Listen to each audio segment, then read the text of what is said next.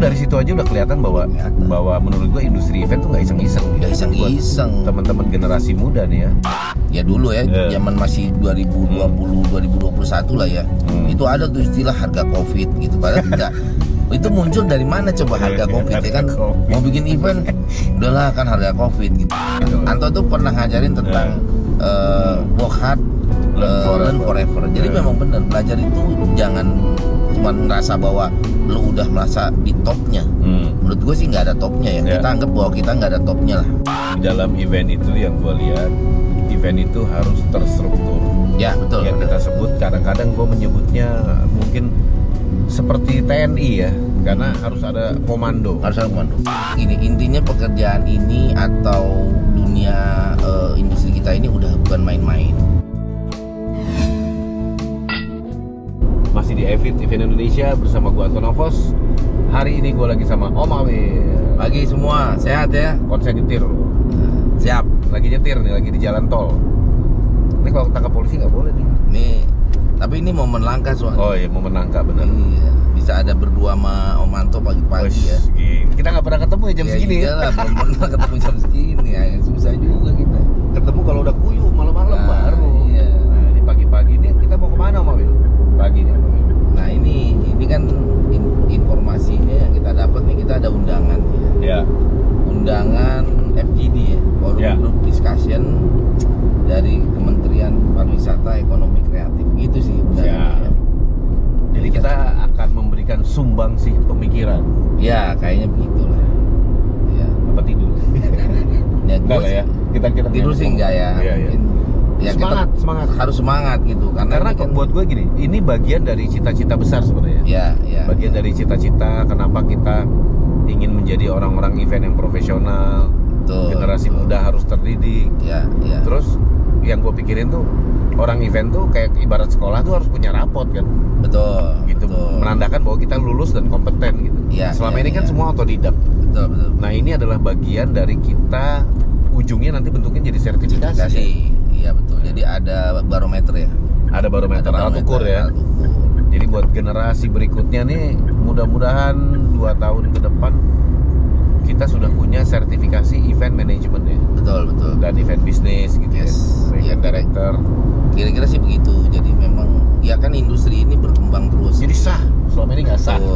Selama ini kita dianggapnya mungkin sebelah mata ya kan, freelancer. Ya kan dulu kita mengakui ya kayak begitu. Ya. Tapi memang makin kesini kan kita ngerasa dulu memulainya dari apa? Freelance gitu. Saya dulu banyak belajar dari sebuah pekerjaan yang sebenarnya bentukannya lebih ke activation ya awal-awalnya gitu. Jadi bukan show ya, bukan show. Saya dulu banyak, tapi ada show-nya gitu. Cuman lebih kepada activation brand activation kan. Brand activation gitu, yang di dalamnya ya ada show juga gitu. Ya. Nah itu awalnya saya gitu, freelance lah gitu. Karena gue pikir ini kerjaan menarik juga gitu. Lo akhirnya dulu suka gak sih mau pekerjaan activation? Ya sebetulnya karena gue latar belakangnya juga suka dengan menggelar acara-acara gitu ya. Karena dari zaman gue sekolah, kemudian gue kuliah gitu ya, kayaknya dulu gue kebagian itu seksi acara melulu. Osis. Ya kayak gitu kebagian itu seksi acara ya, seksi acara. Dulu kan ngomongnya seksi lah. Pensi gitu. Ya? Iya kayak pensi lah segala macam, reuni apa. Gue seksi acara punya Awil gitu. Sampai di kampus juga ada acara ospek segala macam. Gue seksi acara lagi. Jadi gue pikir mungkin memang dari situ passionnya gitu. Berarti it's on your blood. Ya kira-kira gitu. Walaupun gue juga dulu mungkin belum kenal apa sih, nggak ada istilah rundown atau apa. Pokoknya judulnya susunan acara lah gitu. Susunan acara, panitia, penanggung jawab. Betul kayak gitu-gitu. Ternyata itu sebetulnya DNA-nya gitu. DNA-nya sebuah event organizer ya mungkin dari situ. Ya, DNA-nya ya, bibit-bibit. Iya, bibit-bibit itulah kan keluarnya dari situ. Ya, termasuk juga anak-anak sekarang kan kayak pensi-pensi anak sekarang kan udah terlihat lebih profesional. Kalau dulu kan kita nggak kayak kita dulu ya. Enggak. Ya dulu kan kita nggak bisa lihat profesional, namanya juga panitia ya. Iya. Gitu. Jadi semuanya lebih ke otodidak. Nah, itu terus waktu dulu nih, waktu lo lagi jadi panitia gitu ya, panitia acara, terus kan lo berubah jadi akhirnya menjadi pekerja, gitu ya. Perubahan apa yang lo rasain? Apakah jadi wah akhirnya ternyata ada ya lahan kerjanya, gue dapet duit gitu loh, bisa kerja di sesuatu yang gue suka gitu. Nah itu akhirnya muncul muncul dan gue nikmatin sampai sekarang gitu. Dan gue pikir itu ya kalau dari gue sebaiknya orang atau teman-teman siapapun itu ya yang memang mau terjun di industri kita harusnya begitu gitu. Jadi artinya jangan menganggap remeh industri ini gitu. Jadi makanya gue dari dulu selalu bilang gini, kalau ada orang yang mau bekerja sama gue atau ngelamar gue yang cuman bilang ya daripada nganggur gitu. Nah itu gue mendingan lu jangan kerja sama gue deh kalau ngomong jangan. Lu kerja event itu bukan cuma sekedar bridging gitu. Berarti artinya dia pun tidak ada tujuan ya? Harus ada tujuan. Makanya gitu. Nah ini kan makanya dengan sertifikasi yang kita mau coba bangun ini, itu kan kelihatan ada jenjang karir gitu. Jadi semakin jelas ya. Iya, walaupun kalau kita juga nggak ngerasain jenjang karir sih. Kita cuman karena kita otodidak, kemudian kita cuman ngerasakan dari passion, kemudian profesional, terus kemudian jadi expertise gitu kan. Kan langkahnya begitu ya. Kalau lo menikmati passion, ya udah, gue suka aja gitu kan, nggak mikirin padahal ini bisa jadi duit gitu. Tapi begitu lo meningkat menjadi seorang profesional, itu kan ngerasa bahwa ini profesi gue nih, karena udah menghasilkan, sudah dibayar. Tapi lo jangan berhenti sampai di situ. Lo harus menambah jam terbang. Akhirnya orang menilai bahwa lo memang expert, menjadi orang yang expert. Tapi itu ada jam terbang. Sebelum ada pendidikan dan sertifikasi, kurang lebih kita mengalami hal seperti itu ya. Iya, betul. Jadi mulai dari pekerja profesional sampai ke expert. Kalau udah ada sertifikasi, orang udah lebih terukur. Kita nanti mungkin kalau sertifikasi kita harus ikut juga kali ya. Iya, harusnya sih begitu. Kira-kira golongan kita nih masuk apa? Masuk yang mana? Event director. Betul. Ya kalau kemarin kita coba lihat ya hasil dari ramuan-ramuannya sih, ya di situ tuh ada tuh yang disebut dengan direktur event. Nah, event gitu. director Mungkin di situ. Mungkin di situ. Ada yang direktur event. Kalau nggak salah kemarin itu disebut direktur event kalau punya perusahaan. Betul. Kalau tidak punya perusahaan tapi punya pengalaman yang sama, namanya profesional event organizer. Iya, profesional event organizer. Jadi itu bisa perorangan. Profesi. Itu bisa perorangan. Nah, jadi buat teman-teman freelance jangan takut freelance sampai tua. Gak apa-apa. Oh iya, itu profesi yang bisa dijalanin terus-menerus. Tapi kalau dari gue toh gitu, yang penting di sini kan ini industri ini kan semakin melebar gitu, semakin melebar semakin menarik lah. Jadi ibaratnya kayak gula tuh semutnya makin banyak ngumpul di industri ini. Gulanya makin dikit. Iya, gulanya makin dikit gitu kan, tapi semutnya makin banyak gitu. Dan akhirnya kan itu menjadi kompetitif satu. Kan yang kedua menjadi akhirnya generik karena banyak. Gitu kan. Ini anak IO gitu. Pengetahuan pun jadi lebar. Iya, benar lebar gitu. Tapi poinnya kalau dari gue gini, usahakan ya kalau lo ingin terjun di dunia ini, lo tahu skill lo gitu. Lo harus tahu majornya mau apa gitu. Karena di industri event kita ini kan sebetulnya bidangnya juga dipecah lagi gitu. Kalau lo memang skill lo merasa bahwa lo technical banget, ya lo pelajarin sekalian sehingga nanti lo menjadi orang production atau orang technical. Sekalian. Kalau suka tenis sekalian pelajari semua technical. Maksud gue gitu ya gitu. Tapi kalau memang lo ngerasa bahwa wah, gue ini sebetulnya komunikatif banget orangnya. Ya kan, bahasa lo bagus. Terus pemahaman lo tentang brief juga bagus, ya lo kan bisa masuk ke dalam marketing. Nah, kayak gitu sih menurut gue. Lo pelajari dulu diri lo gitu. Yang kalau gue tuh mengalami ini mengalami dimana gue dulu bekerja tapi gue menganggap itu hobi gitu ya. Karena suka diajak. Iya, benar. Akhirnya menemukan cinta. Dan akhirnya tanpa diajak gue minta ikut gitu. Karena cinta kan. Iya, benar.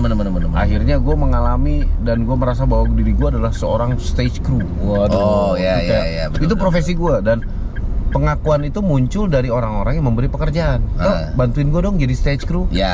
Karena orang udah menyebut-nyebut terus, berarti orang dipercaya sama kerjaan gue kan. Betul. Lama-lama naik tuh stage manager. Ya zaman itu masih ada istilah show director. Gitu. Betul. Terus belajar produksi juga. Walaupun gue dari produksi juga. Betul. Begitu gue bekerja nih Will, yang unik adalah gue tuh dulu nggak tahu kan, gue di hire IO kan, IO yang lain lah meng-hire gue taunya gue kerja aja buat IO itu. Tapi lama-lama gue belajar dari orang-orang IO ini.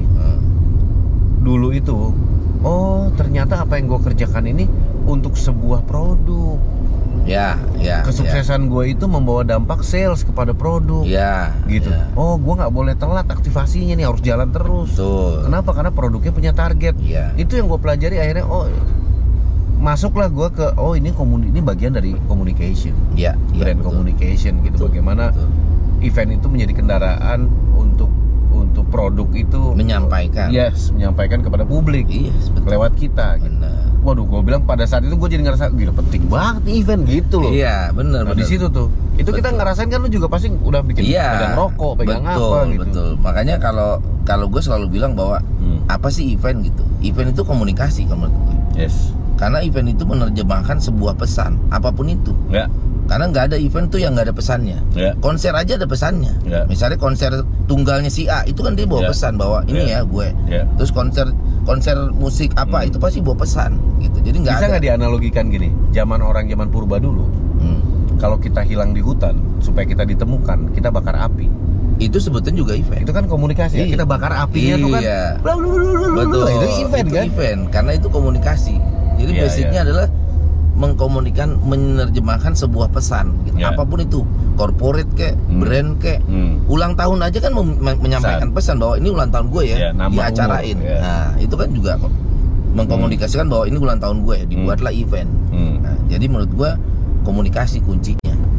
Makanya kalau kita itu dari situ aja udah kelihatan bahwa menurut gue industri event tuh nggak iseng-iseng. Nggak iseng-iseng. Teman-teman generasi muda nih ya. Event tuh nggak iseng-iseng banget gitu. Jangan dibuat iseng gitu. Jadi kalau mau pelajaran sekalian gitu sih. Itu baru ini ya, baru yang berkaitan sama tugas dan job desk dan pekerjaan kita. Belum yang berkaitan sama berapa sih income yang kita dapat. Nah, gitu kan. Itu udah banyak banget lah yang kita dapat puluhan tahun ini gitu. Betul. Karena itu tadi yang gue bilang tadi, kalau profesional kan artinya gini, ini kan menjadi sebuah profesi gitu. Ya artinya disitulah lo bisa menghargai diri. Gitu kan. Orang lain pun bisa menilai bahwa dengan keahlian lu, dengan keprofesional lu, memang lu pantas dihargai sekian kan gitu kira-kira ya. Kalau expert lu udah lebih hebat lagi. Sebenarnya kalau expert gitu orang tuh cuma ngelihat nih orang skillnya segininya gitu tentang event gitu kan. Dia menguasai banget segala macam ya, artinya kalau gua pasang rate segini ya pantas ya, udah cocok gitu. Tapi masih ditawar karena kadang-kadang ya udahlah paket aja lah, paket jungkar balik paket. Nah itu salah satu PR juga sebenarnya di masa depan itu bahwa gimana kita menentukan rate card. Ya kalau sekarang sih rate card ini masih ya boleh dibilang fluktuasi lah ya gitu. Karena memang kita pemainnya udah mulai banyak toh. Tapi Covid ngancurin rate card. Covid ngancurin rate card, udah sangat ngancurin rate card. Parah. Murah meriah sekarang. Iya gitu. Karena semuanya ya dulu ya, zaman masih 2020 2021 lah ya. Itu ada tuh istilah harga Covid gitu. Padahal enggak. Itu muncul dari mana coba harga Covid ya kan? Mau bikin event udahlah kan harga Covid gitu. Ya nggak ada kita patokannya harga Covid itu apa maksudnya? Maksudnya gitu. Harga orang sakit. Kan gila, Covid itu penyakit. Terus sementara kita bikin event harga Covid. Maksudnya gini, Will, lu gue bayar murah lah, bentar lagi juga mati lu. Kan ada Covid, bentar lagi juga mati. Jadi gue pernah waktu 2020 gue udah terima job pada saat itu masih Covid kan. Ya sama itu penawarannya, udah ini kan kerjaan online ya, udah virtual event gini-gini, tapi harga Covid ya, anjing harga Covid kemacarana ya. Nilai-nilainya lu aing rek paeh gitu. Iya kacau. Daripada lo mati bentar lagi mendingan kerja dulu kan. Itu dia makanya. Aduh. Tapi gini ya, maksudnya buat generasi muda itu gue sih seneng gitu maksudnya. Kalau kerja tuh sekarang ini gue lebih seneng kerja sama anak-anak muda sebetulnya. Yang sama. Tapi yang pingin berkembang, yang pengen tahu gitu, yang pengen maju, yang punya passion, yang punya passion gitu. Sehingga akhirnya kita jadi jadi ada interaksi gitu dalam bekerja gitu. Nah, dan menularkan semangat muda ya? Iya, karena kita jadi kegali juga jadi gitu. awet muda gitu. Jadi awet muda toh. Ya karena menurut gua kan ya Anto bercandanya ke bawah gitu. Anto tuh pernah ngajarin tentang work hard, learn forever. Jadi memang benar, belajar itu jangan cuma ngerasa bahwa lu udah merasa di topnya. Menurut gua sih nggak ada topnya ya. Kita anggap bahwa kita nggak ada topnya lah. Ya belajarnya terus kayak sekarang ini kan kita banyak beradaptasi dengan kondisi digital kayak gitu ya online. Kan. Nah kalau kita masih melakukan event-event yang lama, gaya lama, ya nggak beradaptasi dengan anak muda yang sekarang, ya kita ketinggalan. Kita ketinggalan. Bener. Gitu. Gue juga ngerasain tuh, wah ini apalagi sekarang di dunia digital, setahu gue event itu sekarang banyak banget gitu, banyak banget. Sekarang kita bicara tentang bagaimana mengembangkan sebuah program event, tapi yang di-treat atau di-drive dari online, dari digital dulu. Jadi digedein dulu di digital. Iya, digitalnya dulu digedein segala macam, habis itu baru jeder dibikin offline. Nah itu sekarang. Jadi strateginya justru dikembangin di digital dulu. Nah itu sekarang banyak tuh. Dan sebenarnya itu dikuasai lebih banyak oleh anak muda ya. Betul. Karena kita harus belajar sama mereka gitu. Betul. Jadi kita nih yang sudah senior itu tidak ragu juga untuk belajar sama generasi muda. Ngapain ragu? Tapi generasi muda ini, Will, catatannya adalah mereka ini yang gue temui ya, durability-nya yang kurang. Benar, kalau itu daya tahan kurang. Betul. Daya tahan gitu ya. Masih pundungan lah bahasa Sundana gitu ya, manja, pundungan gitu. Terus berat sedikit cabut gitu kan. Aneh sedikit pindah kerjaan. Iya, aneh sedikit pindah kerjaan. Nggak asik nih gitu. Itu balik lagi ke passion, ternyata bukan itu passion. Iya gitu. Semua dianggap nggak asik gitu. Padahal yang nggak asik dia sendiri sebenarnya. Lo iya dong, kalau lu pindah-pindah tempat, gue bilang ngerasa bahwa gue di tempat ini nggak asik gitu. Ternyata dia nggak asik ya. Ternyata dia nggak asik gitu. Bukan salah tempatnya, lu nya nggak asik. Nah, diusir mulu apa di mana-mana. Diusir terus sebenarnya, karena lu nggak asik. Lu berarti nggak asik di mana-mana. Jadi jangan sampai begitu gitu. Bangunlah karakter menurut gue. Karena mental salah satunya ya. Mental itu salah satu yang harus dikuatkan kalau kamu jadi pekerja event. Iya, mental udah jangan gitu. Jangan ngambek gitu. Jangan baperan lah, kalau sekarang bahasanya baperan lah ya. Karena memang gejolak di dunia event itu, ya itu kita banyak berhubungan dengan orang gitu kan. Tapi ngomong-ngomong nih, kalau ngomong-ngomong banyak orang temperamental kalau di event itu. Menurut Om Amil kenapa ya orang-orang itu begitu? Di dalam pekerjaan event tuh banyak orang yang istilahnya bici. Kejem. Ya karena semuanya patokannya menurut saya adalah apa karena perfeksionis? Semuanya pasti gini. Event itu kan nggak bisa diulang. Sebuah pekerjaan yang kalau udah jadi ya nggak bisa diulang. Beda sama syuting film. Ya udah terima aja gitu. Kalau film kan lu bisa cut, ulang, take ulang, gitu. Kalau event nggak bisa. Nah, pada saat kita mempersiapkan ini tidak terlalu perfect, gitu ya, itu pasti tingkat stresnya tinggi gitu. Karena lu pasti pengennya sempurna gitu kan. Ini kayak gini nih, gue udah pengen ada begini. Nah, disitulah tingkat pressure sedikit. Nah, dia sementara harus mengumpulkan banyak orang untuk mengerjakan nih kreatif misalnya ini segala macam teknikalnya ini gini. Nah disitulah akhirnya muncul, kalau orang yang memang dia basicnya adalah memang emosional dan segala macam, ya muncul lah di situ. Muncul stresnya sih. Menurut gue sih itu ya gitu. Walaupun tidak semua. Mungkin juga ya kayak yang gue rasain, kita bercanda juga nggak sempet ya. Bercanda tuh nggak sempet kalau event itu sudah last minute, udah tinggal deadline, udah mau jalan. Betul, tapi sebetulnya ya kalau dari gua harusnya kita under pressure ya.